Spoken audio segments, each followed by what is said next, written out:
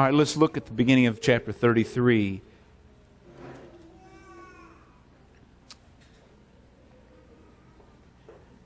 I want to talk about fathers for a little bit here at the beginning. Jacob has how many children as he's journeying back? How many children does Jacob have with him?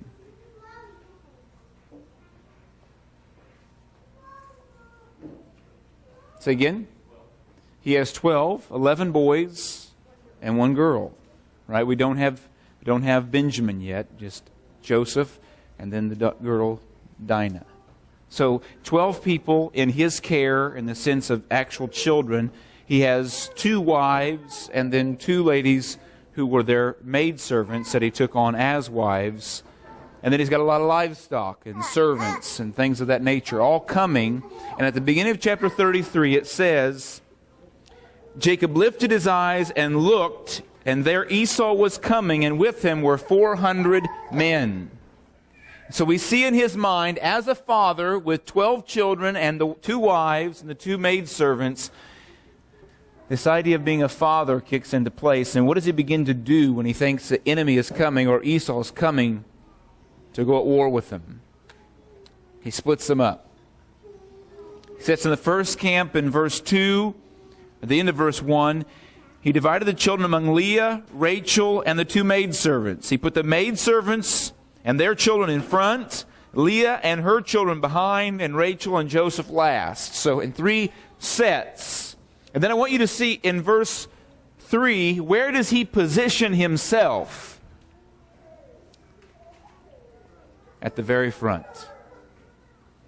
I want you to think about this as a father. One of the roles as being a father, as a shepherd of your family, is to protect your flock, is to go before and stand between your family and the trouble. And that sometimes is a tall order as a dad, to know that, hey, there's trouble ahead. I've got to be in front. I've got to be the leader. I've got to be the protector to make sure that my flock is not destroyed. Protecting our children from worldliness. I'll speak to that for just a minute. Many of us in here have more than the norm of children. And so the idea of protecting our children from worldliness is a large task. I remember Mr. Davidson, you coming up a while back and talking about books and how we ought to be careful about the literature that we allow our children to read. When it comes to movies, being careful about the movies that we allow our children to watch, the music that we allow them to listen to, the children that we allow them to hang out with. All of those experiences as fathers, we must be protectors, because our children are very susceptible to the things of this world. Because as you know, their flesh desires what? Holiness or worldliness? Worldliness. And it doesn't take much to get them going that direction. And so as fathers, we are called to protect. Number 2, I want you to see from verse 13 and 14 of chapter 33. When Esau says in verse 12, let us take our journey, let us go, and I will go before you. But Jacob says to Esau, my Lord knows that the children are weak, and the flocks and herds which are nursing with them. And if the men should drive them hard one day, all the flock will die. Please let my Lord go on ahead before his servant. I will lead on slowly at a pace which the livestock that go before me and the children are able to endure, until I come to my Lord in Seir. What was he saying in essence? Esau was saying, let me go with you, let's go. We're brothers now, we're united, let's go together. But Jacob realizes something. He says, my family can't go at the speed that you can go. I'll stay back with my family. And I think that's a good illustration for us as fathers. When it comes to ministry, oftentimes we think that we ought to do the external ministry, which is outside of the home, and put that in more importance than the internal ministry that we have with our own family. And the thought could be that I'm going to go and minister out there and forget about the ministry that needs to happen within our own home. I even struggle with this in our own family, in the sense that sometimes I leave Tacey with the children for hours and I'm off talking with other people and forget, hey, my wife needs some help. And to remember that our primary ministry is internal within the children He's given us, and then external.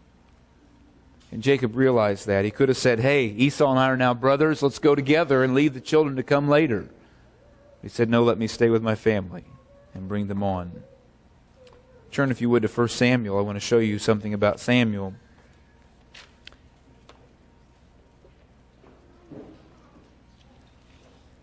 1 Samuel chapter 8.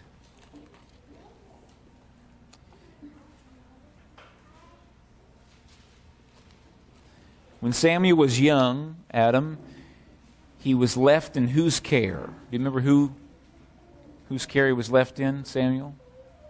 Eli, very good. Eli had 2 sons. Anybody remember his 2 sons' names? Hophni and Phinehas. Did Eli's 2 sons, Hophni and Phinehas, turn out to be godly men? They did not turn out to be godly men. Okay, so then Samuel now is an old man, and he's got a few sons. It tells us in 1 Samuel chapter 8, verse 2, he has 2 sons, Joel and Abijah, and they were judges. So the question is, how did Samuel do with raising his children? He did not do well either. In verse 3 it says, his sons did not walk in his ways. They turned aside after dishonest gain, took bribes, and perverted justice. So the question many of us as parents ask is, why did Samuel, after having the example of Eli with his 2 sons, why did he not go a better path? What was it that caused Samuel's sons to go astray? And I can't give you a for sure reason, because God's Word doesn't give us a for sure reason, but I want to show you one possible reason from chapter 7. Chapter 7, verse 15 and 16. Let's read it and see if we can come up with a reason why maybe Samuel's sons went away. 1 Samuel chapter 7, verse 15 and 16.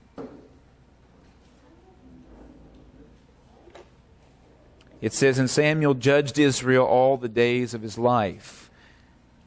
He went from year to year on a circuit to Bethel, Gilgal, and Mizpah, and judged Israel in all those places. What might have been a possible reason why his sons turned aside? He wasn't home. Samuel spent every year, from year to year, traveling on a circuit from Bethel, Gilgal, and Mizpah. And verse 17 says he always returned to Ramah, for his home was there. I don't know if it's for sure, but I do believe that oftentimes as men of God, we can get distracted and think, well, there's all these people that need ministered to, so I must go, and forget the children that God has entrusted me to.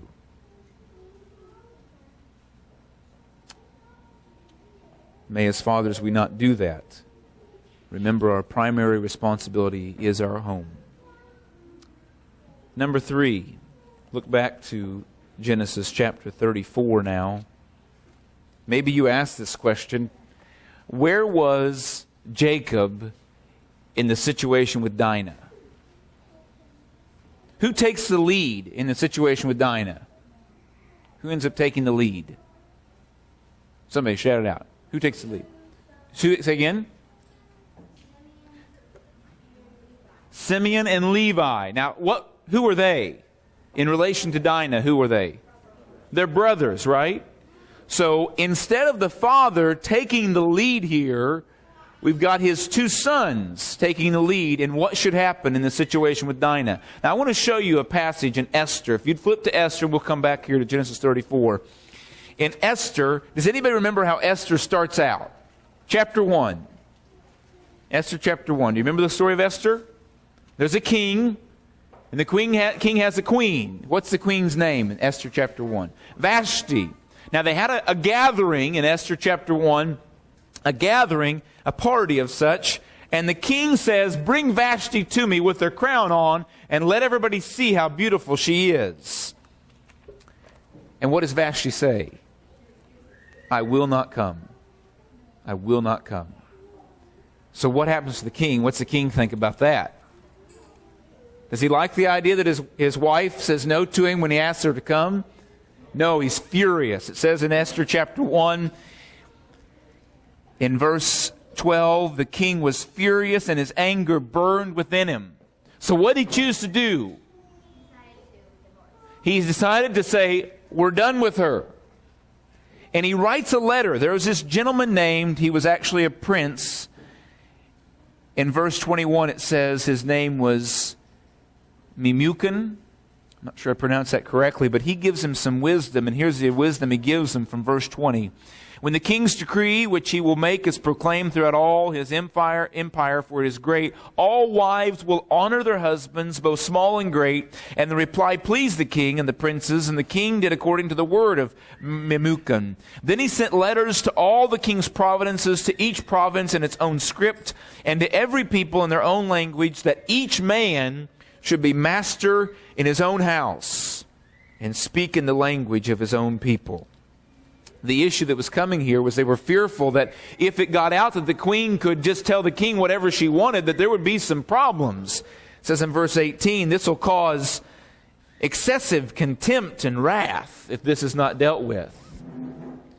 And so he writes a letter to all the provinces and tells them that the man should be master in his own house. It's a pretty neat idea that's given to us throughout the New Testament, that men are called to be the head of their homes. So when troubles arise in our homes, where do you lie? Do we allow our children to dictate what our home should be like?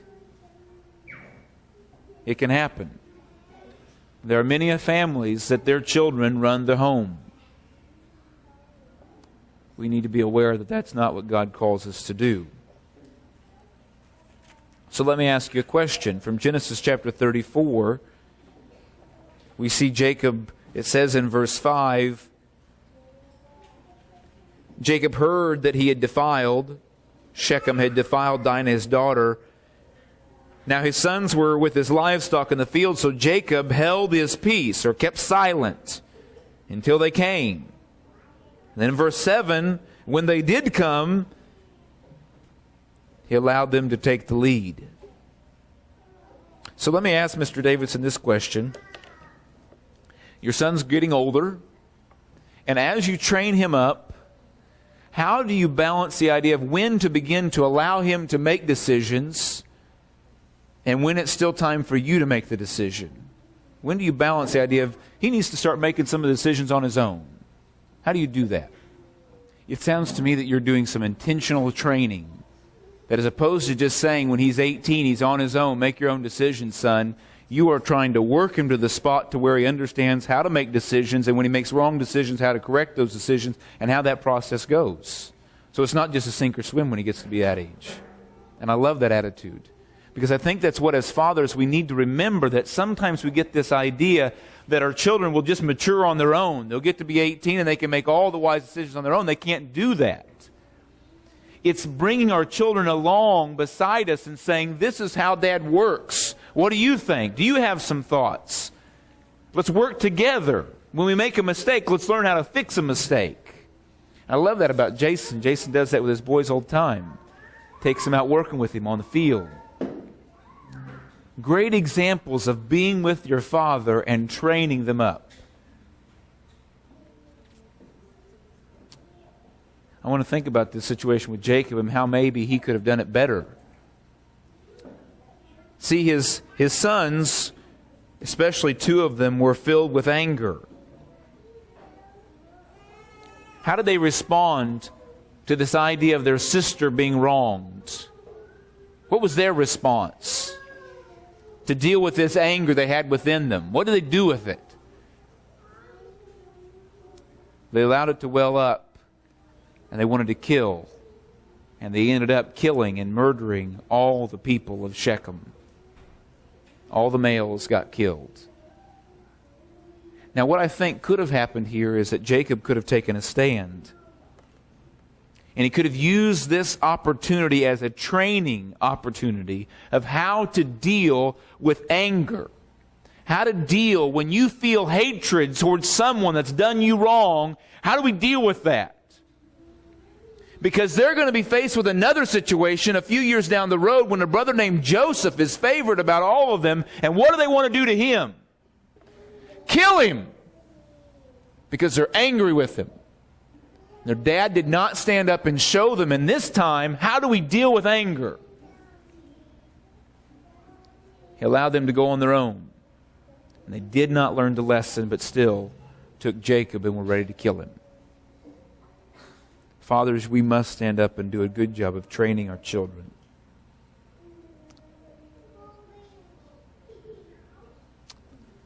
Turn with me to Hebrews, please.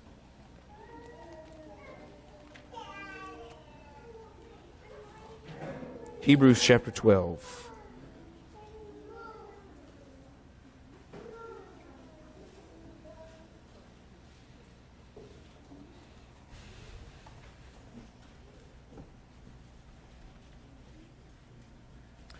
I want to spend some time talking to you as fathers and mothers, parents, and even children of how we're going to try to deal with anger, how we're going to seek peace with those that wrong us. And I'm going to start with this idea of how important it is that we learn to seek peace. Because here's the idea I'm going to give you, is that we can seek peace or we can seek pleasure. And I'm going to show you how these two things are diametrically opposed. Here we go. Hebrews chapter 12, verse 14. It says, "Pursue peace and holiness, without which, how many people will see the Lord? No one." So what are the two requirements? The writer of Hebrews tells us you must meet these two requirements if you're going to see the Lord. Number one, seek peace. And number two, holiness. So we see it's very important that we pursue after peace, that we seek it.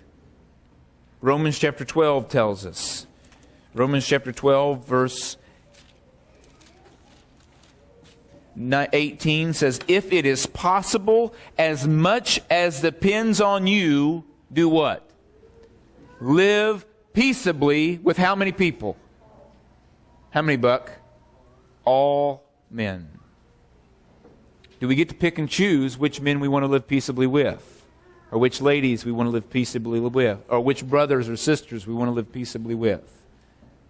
As much as depends on you, meaning on your side of the equation, you do as much as you can to live peaceably with everyone. You're familiar with James chapter 3. Flip there if you would. James chapter 3. I'll start it, you finish it. James 3, verse 17. James 3, verse 17. "But the wisdom that is from above is first pure, then what? Peaceable." What's the next one? Gentle, then willing to yield. Next one. Full of mercy and good fruits, without partiality and without hypocrisy. Think about the ideas. If wisdom is in you that comes from above, it's going to be pure, it's going to be peaceable, it's going to be willing to yield, and it's going to be gentle. Do we have that wisdom that seeks peace? That when there's division between family members, we're going to be the one that's going to say, "I want to seek after peace." Have you ever had a situation in your home where one member of your family's mad at another member and they just separate ways? Go to other parts of the house, or one just leaves the house, one gets in a car, goes somewhere. And inside of their minds, they've got those thoughts is, "I'm not going to say I'm sorry. I'm not going to do it. He wronged me. I'm not going to do it." But you know inside of you that the Spirit's saying to you, you need to humble yourself and say you're sorry.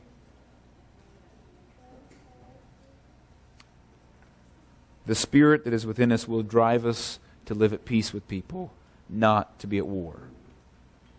To live peaceably. Turn to Philippians chapter 2. I want to show you what your mindset would need to be to make this possible. Philippians chapter 2 in verse 3.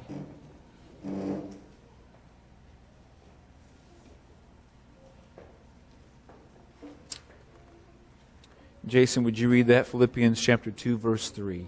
Philippians chapter 2, verse 3. Let nothing be done through selfish ambition or conceit, but in lowliness of mind, let each esteem others better than himself. Very good. That last phrase is what I want us to think about. Let each esteem others better than himself. So Paul, tell me, what does that mean to esteem others better than yourself? Put others first. I want us to think about our thinking, to think, is that the way that you look at people around you? That they are better or higher than you are? Or do we sometimes get this thought that we are above them and they're below us? How do we esteem others? Let me show you a passage. If you would, go back to Genesis chapter 33. I want to show you this because Dave mentioned it. How did Jacob view Esau when they're coming back together? As a servant. Very good job, Mindy. Genesis chapter 33, verse 5.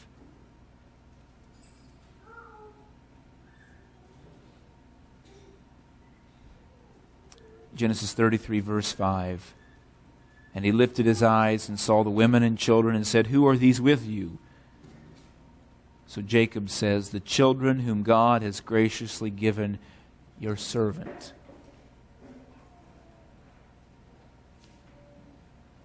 Man, how does that make you feel when somebody comes up to you and says, "Hey, I'm your servant"? Is it easy to hold in bitterness and anger towards someone who says, "I just want to serve you.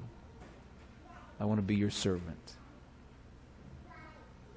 What else does he use as his words when he's talking to Esau? How does he describe Esau? My Lord. He says that in verse 13, verse 14, verse 15, and verse 8. My Lord, my Lord, my Lord. Is that the attitude that we have towards others? That it's your desire to serve? Man, what miracles that would do in our homes if our children got the idea that they wanted to serve as opposed to be served. When it came to supper being served, each of them wanted to serve the other. Let me get your water. Let me get your silverware for you. Let me give you seconds. Would you like some seconds? I'll get it for you. I mean, wouldn't you just think that a miracle happened in your home if that's the way our children started behaving? As opposed to, give me some of that. I'm first. Come on. Don't take too much. I need some more of that.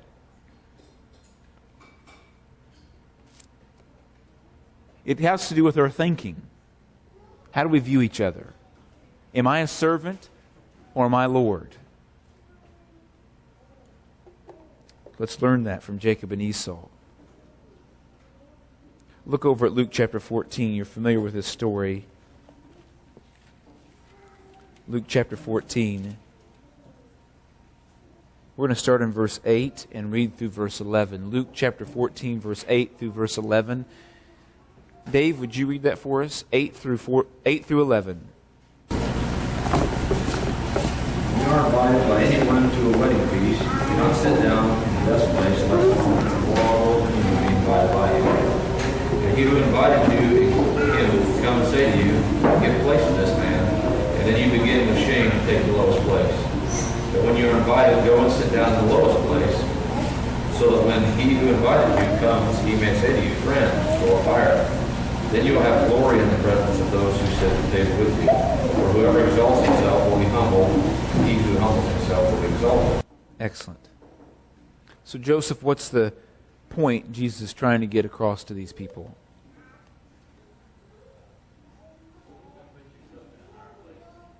Yeah. Very good. Yes.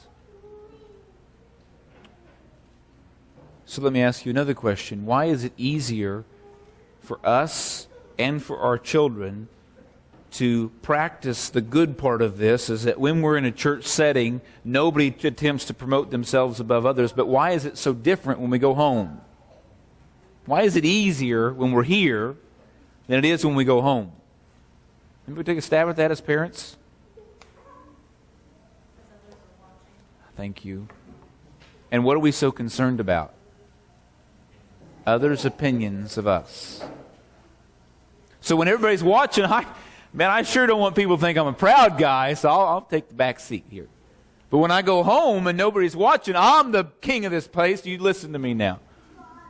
And that's the idea, is that we think about serving people and we forget it that Jesus is the same God there as He is here, and He's watching just as closely there as He is here.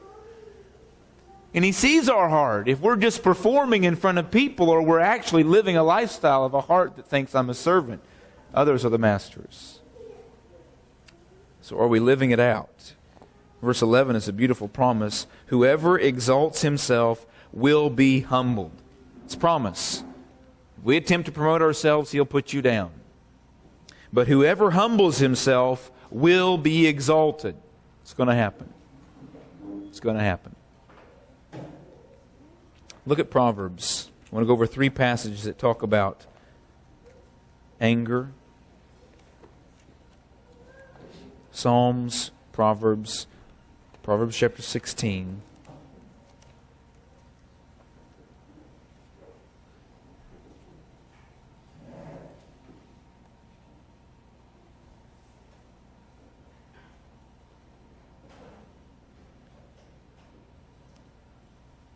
How do we deal with anger?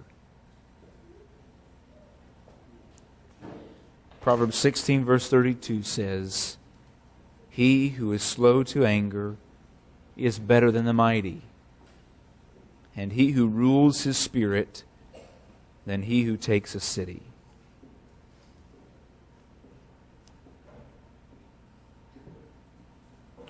The first part of verse 32, if we are slow to anger, we're better than the mighty. And the person who can rule his spirit, better than one who can take a city. The ruling your spirit. I asked one of the Gunther boys about our hearts and about our minds and being in control. You remember Cain and Abel and their situation in Genesis chapter 4, verse 7. The Lord speaks to Esau because He knows of his attitude towards his son, towards his brother. And He said, sin lies at the door, and its desire is for you, but you should rule over it.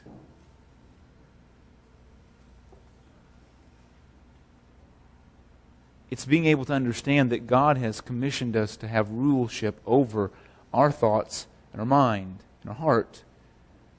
He even says in Romans chapter 6, verse 14, sin shall not have dominion or rule over you. So how do we keep anger from ruling us? What do we do, Dave, when anger begins to well up inside of us towards someone?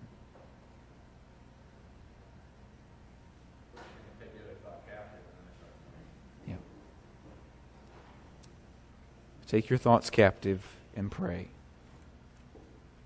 A verse I share with a young man this week, 1 Peter chapter 5, verse 7 says, "Casting all your care upon Him, for He cares for you." When you've got troubles, when you have anger, cast the care on Him. Give it to Christ. Allow Him to deal with it. Turn to chapter 19 of Proverbs. Proverbs chapter 19, verse 11. Teaching our children how important it is to not be consumed with anger. Proverbs 19, verse 11 says, "The discretion of a man makes him slow to anger, and his glory is to overlook a transgression." Now, Kathy, what does it mean to overlook a transgression? Yeah.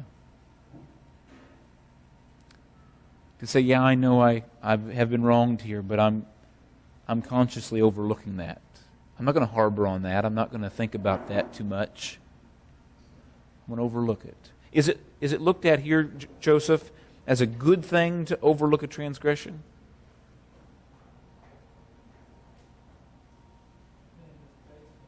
Say again? Yeah.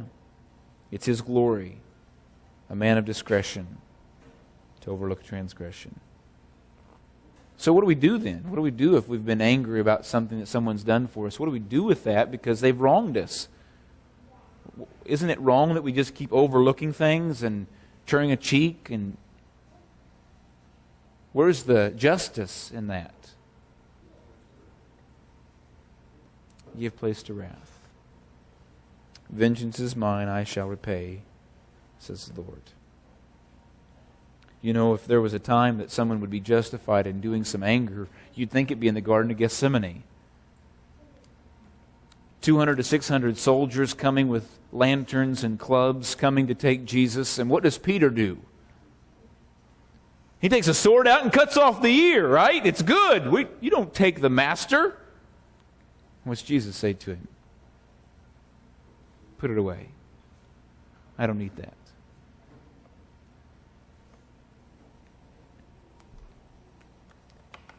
Sometimes we think that we need to be angry, that we're justified in our anger. We need to give place to wrath. Turn to James chapter 4. My point this morning is that you can seek after peace or you can seek after pleasure. You saw in our story in chapter 34 of Genesis that Shechem sought after pleasure with Dinah. This is something that came to me this week from verse 1 through verse 4 of James 4. Where do wars and fights come from among you? Do they not come from your desires for pleasure that warn your members? You lust and do not have. You murder and covet and cannot obtain. You fight and war, yet you do not have because you do not ask. You ask and you do not receive because you ask amiss that you may spend it on your pleasures. Adulterers and adulteresses, do you not know that friendship with the world is enmity with God? Whoever therefore wants to be a friend of the world makes himself an enemy of God. Seeking after pleasure. As parents, we probably can see verse 1 happen all the time. Where there's fights and battles that go on, and what's the root cause of it? Someone wants to please themselves. Someone wants the toy that someone else has. Someone wants to be first and not second. And even as adults, we battle with this idea of pleasure seeking. I mean, isn't that the society that we're in right now? Have it your way society? If it feels good, do it society? Pleasure seeking. Flip over to Luke.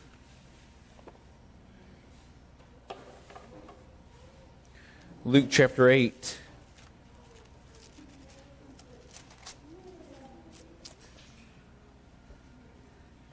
Dr. Gunther, would you read verse 14? Luke 8, verse 14. That which fell among thorns are they, which when they have heard go forth, and are choked with cares and riches and pleasures of this life, and bring no fruit to perfection. Excellent. It's a seed and a sower. On this soil there were thorns, and the thorns sprang up with the good stuff and choked it out. And one of the examples that Jesus gives of something as a thorn choking is pleasures of this world. When we seek after the pleasures of this world, what will it do to your faith? What will it do to your walk? But choke it and cause it to create no fruit. Let me ask you a few questions. The idea of disciplining ourselves as opposed to always saying yes when pleasure arises. Let me ask you a few questions. When was the last time we really wanted some ice cream and we said no? When was the last time we really wanted to watch a movie and we decided we're not going to do it? Or when was the last time we really wanted to buy something and we chose not to? Or the last time we really wanted to argue with someone to prove a point and we just kept our mouths shut? When was the last time you really wanted something and you said, I'm going to discipline myself and say no? For me personally, it's not very often. Because typically when I want something, I figure out a way to get it. I mean, in our society, if you want an ice cream cone, you just got to go down the block. If you want to argue with somebody, it's just around the corner. I mean, anybody argue, right? There's all these things that are pleasure-driven that we find enjoyment from, and God says we shouldn't be pleasure-driven, but peace-driven. In my own life personally, I've seen many examples of how pleasure and desire for pleasure has caused battles. I want to show you the last few verses. Philippians chapter 2, verse 13. Philippians 2:13 says, For it is God who works in you both to do and to will and to do for His good pleasure. Whose pleasure is God working towards? His. It is God who works in us, that is trying to move us in a direction to do His good pleasure, not ours.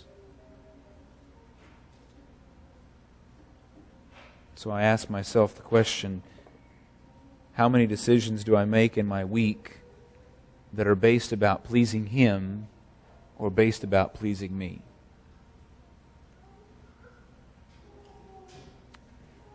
We sing a song that says, Take my will and make it thine. It shall be no longer mine. That's the prayer we need to have, to take our will and make it His. I want to close with one last thought from Genesis chapter 33, the last verse.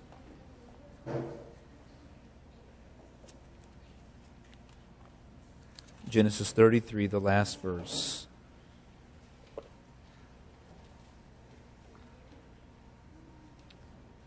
After Jacob came into Canaan and bought him a piece of land, he built an altar.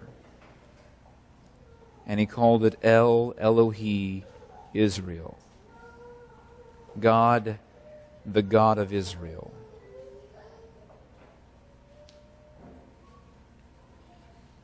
I want to close with the question, is God your God?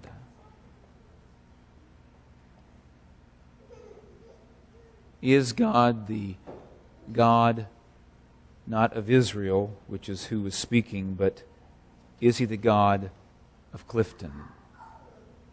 Is He the God of Adam, the God of Luke, the God of Ezekiel, the God of Clayson? Is He my God? And have I sacrificed my life for Him? Let me read you a few phrases from this song. Is your all on the altar?